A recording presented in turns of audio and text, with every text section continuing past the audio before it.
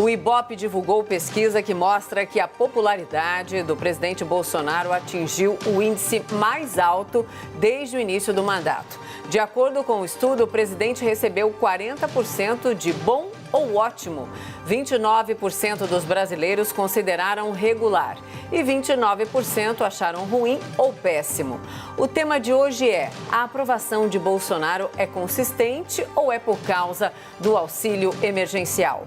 Nossos debatedores são Bruno Salles, advogado, mestre em Direito Penal. Boa noite, Bruno. Boa noite, Mona Lisa. E Caio Coppola, bacharel em Direito e comentarista político. Boa noite, Caio. Lisa, boa noite, doutor Bruno. Boa noite, espectador da CNN. Quem começa hoje é você, Bruno. Suas primeiras considerações, por favor. Obrigado, Mona Lisa. Boa noite, Caio. Minhas amigas, meus amigos telespectadores, boa noite. A pergunta do debate de hoje é se a aprovação de Bolsonaro é consistente. Mas, para a gente responder essa pergunta, a gente precisa se fazer outra pergunta antes. Consistente com o quê? A aprovação do governo é consistente com a realidade? Eu acredito que sim. A gente já debateu isso aqui algumas vezes. E embora qualquer previsão possa ter desvios, possa sofrer variações para mais ou para menos, quando elaboradas dentro da metodologia científica, permite a gente avaliar com uma razoável certeza a opinião pública sobre determinado tema. Mas qual realidade? A realidade recente, a realidade atual, de quando as pesquisas foram feitas. É muito comum o discurso de que pesquisas eleitorais e de opiniões são enviesadas, de que elas não mostram a realidade. Um dos discursos mais utilizados nesse sentido é o de que as pesquisas eleitorais de 2018 diziam que Bolsonaro perderia as eleições em qualquer cenário no segundo turno. Pois bem, de fato, as pesquisas mais antigas mostravam esse cenário. Mas é claro que essas pesquisas não poderiam antever uma série de fatores subjacentes que aconteceram durante o pleito eleitoral e que mudariam de forma clara os rumos das eleições. O fato é que as pesquisas mais próximas ao segundo turno de 2018 mostravam números bastante condizentes com o resultado final. As eleições presidenciais aconteceram em 28 de outubro de 2018. Bolsonaro ganhou com 55,13% dos votos válidos contra 44,87% do seu adversário. O Datafolha de 23 de outubro, dava a vitória a Bolsonaro por 57% a 43%.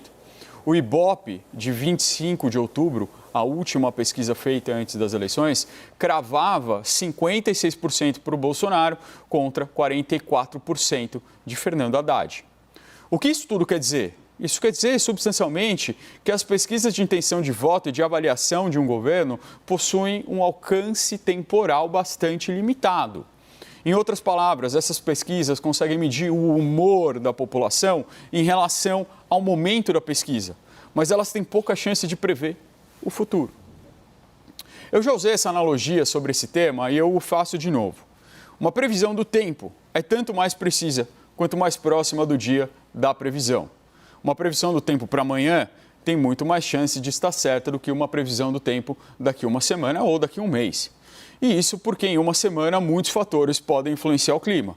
Pode chegar uma massa de ar frio da Argentina. Pode chegar uma nuvem negra de fuligem do Pantanal. A pesquisa do Ibope segue essa mesma lógica. Ela reflete o atual cenário econômico do Brasil. E como diria Gaudêncio Torquato, essa popularidade segue uma equação chamada BOBACOCA, ou seja, bolso, barriga, coração e cabeça, nessa ordem. Segundo o analista político, aspas, o bolso suprido enche a geladeira, satisfaz a barriga, massageia o coração e induz a cabeça dos bem alimentados a recompensar os patrocinadores do pão sobre a mesa, fecha aspas. E é isso o que a gente observa no resultado da pesquisa do Ibope. Segundo Lucas Souza, o economista-chefe da gestora de patrimônio Bercana, o governo federal injetou na economia esse ano, por meio do auxílio emergencial, um valor equivalente a 13 anos do Bolsa Família. Ou seja, é uma transferência de renda em um ano equivalente a todos os anos do governo do Partido dos Trabalhadores do Brasil. E segundo a equação de Gaudêncio Torquato, bolso e barriga vêm na frente e a cabeça só vai vir no final. Por isso, tanto faz se o auxílio emergencial no valor de R$ 600, no digno valor de R$ 600, foi uma conquista da oposição no Congresso. Pouco efeito surte o fato de que a equipe econômica propôs um valor inicial de R$ 200. Tanto faz de quem é a famosa paternidade desse auxílio emergencial. Tudo isso já passou. O que importa é o que está acontecendo hoje. E hoje as torneiras estão abertas como nunca antes na história desse país. Uma irrigação necessária, uma transferência de renda imprescindível para evitar um colapso maior em decorrência da pandemia. Uma transferência de renda que foi historicamente taxada de populista pela extrema-direita, mas que hoje se beneficia dos seus frutos. Mas e no futuro? E quando as torneiras se fecharem? E elas vão se fechar em breve. Esse crescimento de popularidade é consistente a longo prazo? Ele vai conseguir se manter a longo prazo?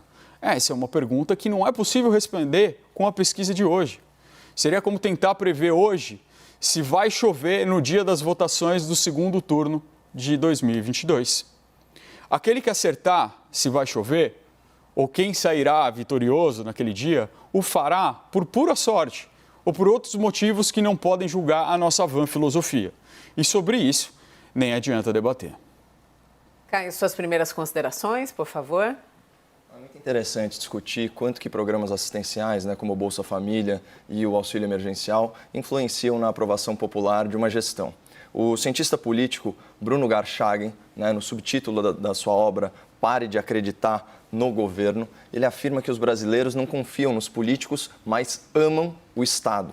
O autor ele se refere a um Estado paternalista, que ao invés de buscar maior eficiência na prestação de serviços públicos, opta por se cercar de privilégios e fazer aquilo que o presidente da República chamou de tirar dos pobres para dar aos paupérrimos. Ou seja, ao invés, por exemplo, de investir no ensino do jovem, o Estado distribui raspas e restos aos adultos sem formação, porque é muito mais fácil e mais imediato dar um trocado do que dar educação. Assim, o Brasil destina menos de 0,5% do seu PIB para o Bolsa Família, enquanto as elites do funcionalismo público recebem salários, aposentadorias e benefícios muito fora da realidade de mercado, às custas do contribuinte. Não à toa, o ministro da Economia já se referiu ao nosso sistema como uma máquina de transferência perversa de renda, do pobre para o rico. Talvez o brasileiro ame esse Estado distribuidor por desconhecer a possibilidade do Estado eficiente, do Estado que é bom prestador de serviços essenciais, como segurança, saúde, educação. Mas justiça seja feita ao juízo do povo, antes fanhoso do que sem nariz. Ou seja, é melhor um governo que me dá alguma coisa do que um governo que não me dá nada. Especialmente porque quem não tem estudo, quem não tem conhecimento, não tem uma formação intelectual ou técnica, está completamente à mercê da própria sorte, em estado permanente de vulnerabilidade e refém do imediatismo. Portanto, é inegável o impacto positivo do auxílio emergencial na avaliação do governo. O que está em discussão aqui não é isso. O que está em discussão aqui é se essa é a única razão para o recorde de popularidade da gestão Bolsonaro. Será que isso não tem a ver com o fato de estarmos há 21 meses sem escândalos de corrupção no governo federal? Será que isso não tem a ver com o fracasso do isolamento horizontal sem critério, que se provou ineficiente em evitar o contágio, mas penalizou os trabalhadores saudáveis com a perda da sua renda? Será que isso não tem a ver com a frustração das previsões alarmistas dos especialistas, sobre número de óbitos por Covid-19, sobre taxa de desemprego e sobre queda no PIB? Será que isso não tem a ver com a revelação de uma reunião ministerial privada que mostrou um presidente genuinamente indignado e enraivecido com a prisão e a humilhação de cidadãos na pandemia? Será que isso não tem a ver com o superfaturamento e os contratos fraudulentos em plena crise de saúde nos dois principais governos estaduais do Brasil que se elegeram às custas do bolsonarismo, mas mudaram de lado, ambicionando a presidência em 2022? Será que isso não tem a ver com os abusos do Supremo Tribunal Federal, que vem interferindo indevidamente no Poder Executivo, além de ofender, de censurar e de perseguir judicialmente apoiadores políticos do governo? Será que isso não tem a ver com o fato de que os maiores adversários e detratores do presidente na política, na justiça, nos movimentos ativistas e até mesmo na mídia aparecem implicados em escândalos criminais e delações premiadas? Será que isso não tem a ver com o excesso de militância política na imprensa, que tem os seus dois maiores grupos de comunicação fazendo oposição sistemática e acrítica ao governo? Na emissora de maior audiência, chegaram a associar o presidente da República ao assassinato de uma parlamentar, mesmo contra todas as evidências noticiadas na própria matéria. No jornal de maior circulação, um editorialista publicou um artigo odioso intitulado "Por que torço para que Bolsonaro morra?". Atos contra o governo, realizados por vândalos encapuzados e armados de paus e pedras, foram rotulados como manifestações democráticas, enquanto as imagens mostravam esses delinquentes agredindo a polícia e atacando grupos com mulheres, crianças e idosos. Vocês acham mesmo que a população não percebe isso? Eu já disse e vou repetir. As elites da política, da justiça e da imprensa estão conseguindo a proeza de transformar um dos homens mais poderosos do Brasil em uma vítima perante a opinião pública. Porque a tendência natural das pessoas é ter empatia por quem é atacado injustamente a todo tempo. Então, se você acusa um presidente de fascista e autoritário, mas ele defende as liberdades individuais do cidadão contra os abusos dos governadores e dos prefeitos, ele sobe. Se você fala que o presidente é inimigo da ciência na pandemia, mas a ciência erra de forma grosseira e gradualmente incorpora a visão original dele, ele sobe. Se você alega que o presidente não se importa com os trabalhadores, mas ele edita uma medida provisória que salva milhões de contratos de trabalho, ele sobe. Se você diz que o presidente é inimigo dos mais pobres, mas as políticas do governo beneficiam justamente os mais pobres, ele sobe. E se você fala que o presidente é um mandrião, um preguiçoso, mas a televisão mostra o cara trabalhando das 7 da manhã às 10 da noite, inclusive aos finais de semana, visitando diversas cidades pelo Brasil e inaugurando obras que estavam paradas há anos, bom, ele sobe. Ele sobe usando como escada todo o ressentimento, toda a inveja e toda a incoerência dos seus críticos injustos. A crítica pertinente é aquela que é justa, equilibrada, fundamentada em fatos. Mas vejam só, os fatos estão contradizendo as críticas e as opiniões. E, para desespero da bolha, o povo não vive de crítica nem de opinião. O povo vive a sua realidade, uma realidade consistente. Vamos então ao debate. Bruno e Caio, por favor. Obrigado, Mona Lisa. Caio, eu tenho um raciocínio geralmente muito metódico, um pouco científico. E nesse caso, o que a gente tem aqui? A gente tem vários fatores, várias causas e uma consequência. Qual que é a consequência? O aumento da popularidade do presidente. Vamos combinar hoje que a gente não tem divergência quanto a isso. Subiu a popularidade. Você acredita na pesquisa, eu acredito na pesquisa. Correto? Legal.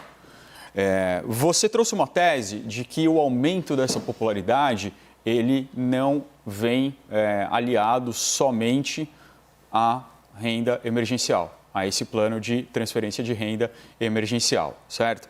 Você enumerou mais alguns fatores. Talvez eu tenha esquecido, mas os principais foram 21 meses sem corrupção, fracasso do isolamento horizontal, a reunião presidencial, que mostra um presidente como você descreveu, os supostos abusos do STF, a implicação dos maiores adversários em um esquema de corrupção e uma imprensa militante. Bom, talvez tenha alguns a mais, talvez tenha alguns a menos, mas esses foram que eu peguei aqui da sua fala.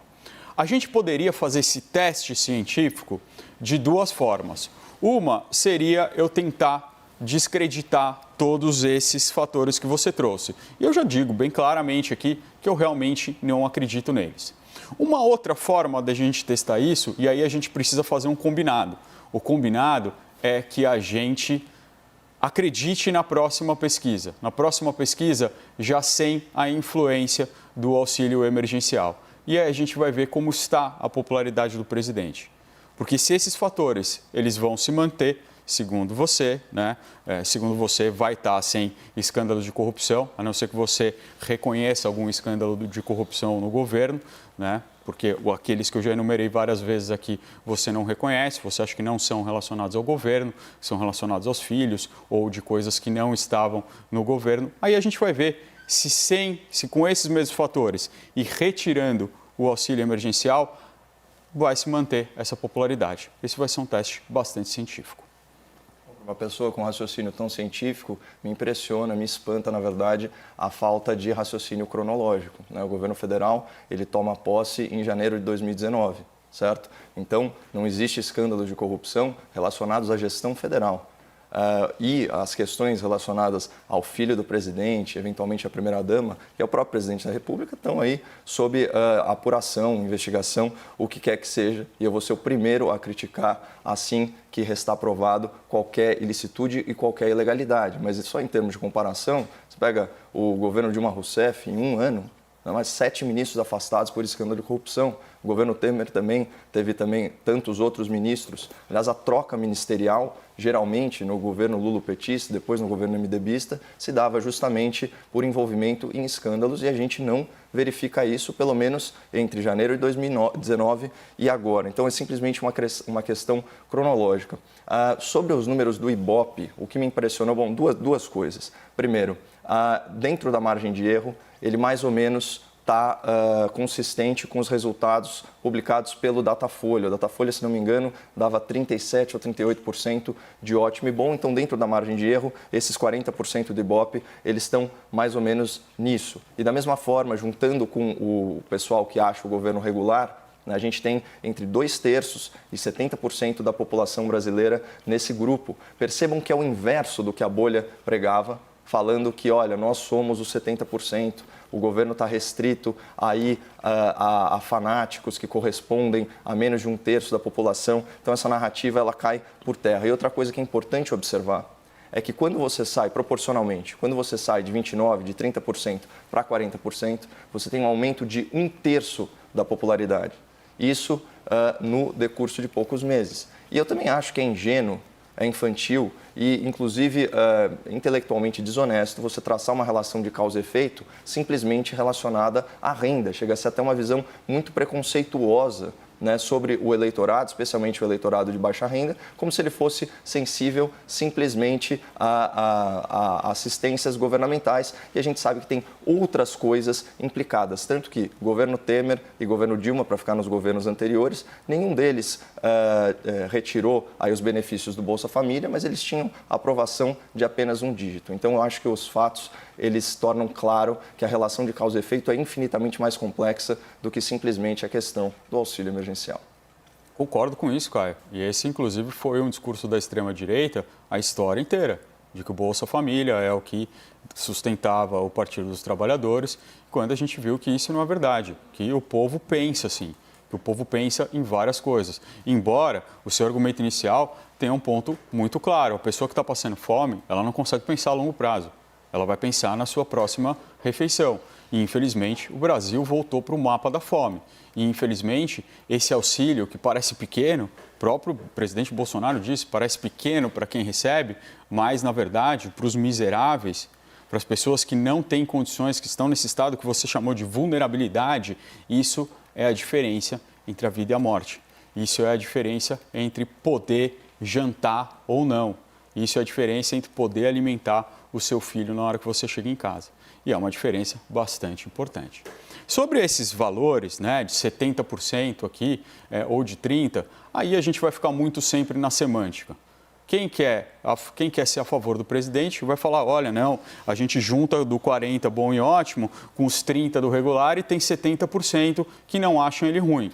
Quem quer falar contra o presidente vai dizer a mesma coisa. Não. Se você pegar os 30 que não aprovam junto com o regular, são essas pessoas aqui que não acham que ele é ótimo. As duas informações estão corretas, as duas informações não passam a realidade. A realidade é que você tem 40 que aprova, 30 que acha regular e 30 que acha que é ruim e péssimo. Essa é a realidade nua e crua. A gente pegar esse regular para juntar para o lado ou para o outro, isso não vai passar o que é a realidade dessa pesquisa, né? Eu acho que o grande ponto que a gente tem que trazer aqui é que essa pesquisa, ela é sim uma pesquisa que vai trazer uma foto de um momento, que um fator preponderante, um fator que é diferente da época em que a popularidade do presidente vinha embicando e caindo, o grande fator que tem aí de diferente é o auxílio emergencial. A gente não pode dizer que esse auxílio emergencial é o único fator, mas que todos os especialistas, todos os economistas, todos os analistas políticos mostram como um fator fundamental, não é o único, mas é fundamental, e isso a gente pode fazer essa avaliação sim. Aqui eu vou retomar aquela máxima do presidente americano, Abraham Lincoln, quando ele diz que você pode enganar todas as pessoas há algum tempo e por todo o tempo algumas pessoas, mas você não pode enganar todo mundo o tempo todo. Isso por quê? Porque a narrativa, a crítica injusta, a opinião odiosa, ela está em desacordo com a realidade dos fatos. E o auxílio emergencial, de certa forma, ele vem coroar, né, essa situação que eu acabei de colocar, que é o seguinte: você tem um presidente sendo acusado de coisas e agindo na contramão dessas críticas. Então a gente sabe, como você bem colocou, esse rótulo, né? Aliás, é um rótulo muito impróprio, né, de extrema-direita. O que seria extrema-direita? O que é extremo é aquilo que é violento, né? Aquilo que foge à normalidade democrática. Então, por exemplo, quando você tem partidos de esquerda que apoiam invasão de propriedade privada, né, que dialogam com grupos encapuzados, né, como é o caso do Black Bloc, tudo bem, aí você pode falar de ação extrema. Mas enquanto você não vê uma violência praticada pela direita, o que é a extrema-direita? Era a direita que queria o impeachment da Dilma Rousseff? Não. A direita vai defender direitos e garantias fundamentais, é o princípio do conservadorismo, né? Essas ideias liberais que estão aí há séculos, né, de restringir a intervenção de governo, de respeito às liberdades individuais, de respeito à propriedade privada. Não existe essa de extrema direita no Brasil. O que tem, sim, é uma extrema esquerda, que recorre, sim, à violência. É muito impróprio essa rotulação que você aplica. E, de novo, o fator principal, né, você pode até falar que é o auxílio emergencial, isso, de certa forma, faz sentido, mas isso foi como os americanos falam, um wake-up call, né, uma chamada para as pessoas perceberem o seguinte: não, peraí, falam que esse cara é um preguiçoso, mas ele está vindo aqui nas cidades do meu estado, está inaugurando obras que estavam paradas até agora. Falam que ele é autoritário, mas eu vejo ele numa reunião privada, né, defendendo com ênfase que os ministros todos se manifestassem contra, né, a prisão, inclusive o ato de algemar, né, o cidadão de bem que estava transitando em via pública. Você percebe aí o tom de indignação. Ele faz pouco caso da própria reeleição, mostrando que talvez não seja tão ambicioso como se diz por aí. Então, esse tipo de situação, a hora que a pessoa vê uma coisa concreta, como um auxílio emergencial que desmente, né, essa falácia de que o liberal não se preocupa com o pobre, de que a direita não liga para o pobre e para o trabalhador, quando ele percebe isso concretamente na mão dele, ele muda de lado. E é exatamente esse fenômeno que a gente observou agora. Nós já estamos nos argumentos finais, mais uma vez. Eu proponho aumentar o tempo do debate, porque eu estou sempre cortando vocês aí no momento em que o debate esquenta, mas fica para a semana que vem discutir isso. Caio, continua, por favor, seus argumentos finais. Olha, Mona Lisa, se o tempo do debate for aumentado, então eu sugiro também que aumente-se as respectivas remunerações, né, doutor? Acho olha, isso é em outro departamento. Vamos nessa. Sindicalismo agora, Caio, do seu lado, aqui na CNN. Olha só. Sexta-feira é inacreditável. De sexta-feira, né, doutor? O pessoal brinca que eu sou o sindicalista aqui da CNN. Pois Muito bom, Caio Coppola, sindicalista da CNN. A frase para fechar a semana. Vamos nessa, Caio. Sextou, né, Mona Lisa? Sim. Bom, brincadeiras à parte. De certa forma, a pesquisa, o doutor vai concordar comigo nessa, a pesquisa ela mostra uma certa sintonia entre o governo e os anseios da população. Como o doutor bem disse, esse auxílio emergencial, ele é necessário. Né? A gente está por causa da paralisação econômica, né, decorrente das ações políticas motivadas aí pela pandemia, a gente teve uma vasta população aí alijada da vida econômica e isso de fato segurou o mercado interno, né, segurou um pouco a demanda, né, por produtos aí básicos, manteve a economia girando e a gente torce, né, para que a partir de agora esses contratos, essas MPs dos contratos de trabalho, que gradualmente a economia retome, né, para patamares antes estabelecidos, até porque eu já havia pontuado isso em 2019, né, foram 640 mil carteiras assinadas. Então, um saldo positivo de 640 mil postos de trabalho. A gente teve 1,8% de crescimento no consumo das famílias e o investimento em capital privado foi de 2,2%. Então, apesar de um crescimento módico do PIB, né, de 1,1%, os números do setor privado foram muito bons e a gente estava aí com uma estrada promissora adiante. Infelizmente, adveio a pandemia. Mas o ponto é que também para o ano que vem, embora o Renda Brasil não conste, né, do projeto de lei orçamentária anual, pelo menos um aumento, um acréscimo de 20% do Bolsa Família já está no texto que o Executivo mandou para o Legislativo. Então agora resta ao Congresso Nacional fazer essa composição e ver, porque naturalmente os efeitos nocivos da pandemia e a retomada do emprego, isso daí é um processo lento e essa população mais vulnerável precisa estar assistida para evitar males maiores.